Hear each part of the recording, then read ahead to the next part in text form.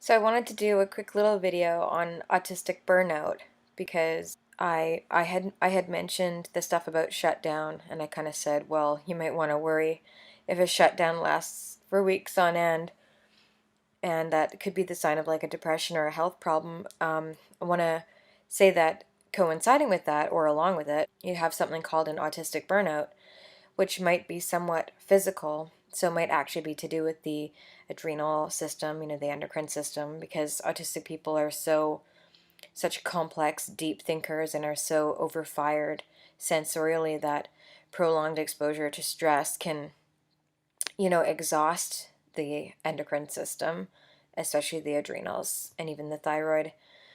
And in addition, it's like a developmental and executive functioning thing where it's like, for example, someone is fighting to get their diagnosis, Asperger's diagnosis or health. They have to do all this communicating and go well beyond their natural abilities. And after a while, it's just the brain kind of says enough, enough, enough, enough. And that's what happened to me with when I fought for my autism diagnosis. It was so much fighting that after I was diagnosed, I was in a total burnout from, wanting to communicate. And then when I got into that government help program, I was like in complete burnout and I needed help with communication. And it was so frustrating because it's not like I needed help. I actually wanted someone to just do it for me, and they weren't.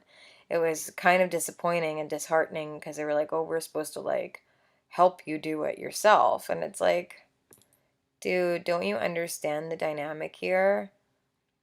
I already did learn that, and I have to try too hard, and now I just want to rest. So, yeah, so it's tough. Like, with the service agency I have now, it's a little bit better, but also, like they will do more communicating for me, and that's more allowed, which is good because I still am burnt out, but I still end up doing a lot of my own advocating just because I understand how to do it. And, although I have blind spots and can be outspoken, and that can bite me in the ass. But the point is that there's a burnout, and it's physical and psychological. It involves inertia, which is like having a hard time starting something. So when you're in burnout, there's a lot of inertia. It's just it feels like a definitely like a prolonged dysthymic shutdown where you just, and even just, and like a thought cycling, like, why can't I just do this? Why can't I just do this? And it's just like, no, your brain is just done. It's in burnout.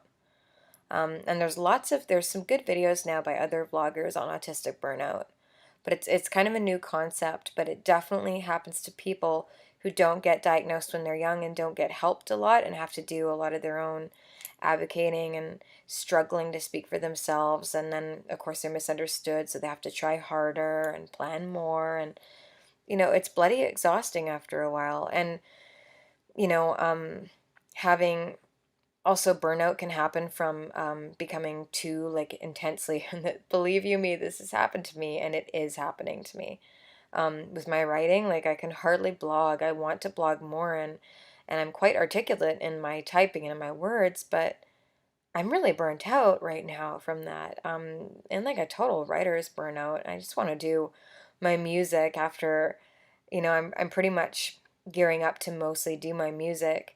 Um, After I deal with like getting access to health care and that kind of thing. And, I'm pretty much gearing for that because, but of course, if I get really super involved in my music, we could have the same thing. Like if you do get too ultra involved in your special interest, the only thing that you have to be concerned with is the backlash of that and the burnout, basically.